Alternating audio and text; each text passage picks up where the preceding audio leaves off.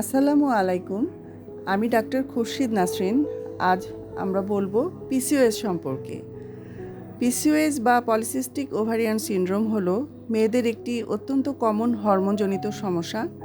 এতে ওভারিতে অনেকগুলি ছোট ছোট ফলিকল তৈরি হয় এবং ডিম ফুটে বের হতে বাধাগ্রস্ত হয়। এর প্রধান লক্ষণগুলি কি আমরা একটু জেনে নেই।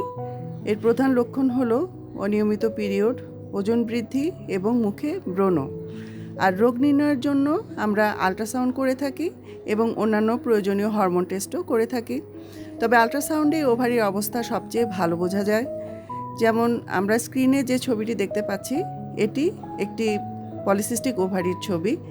এর ওভারিটির সাইজও বড় এবং এর পাশে আমরা মুক্তার মালার মতো ছোট ছোট ফলিকল দেখতে পাচ্ছি।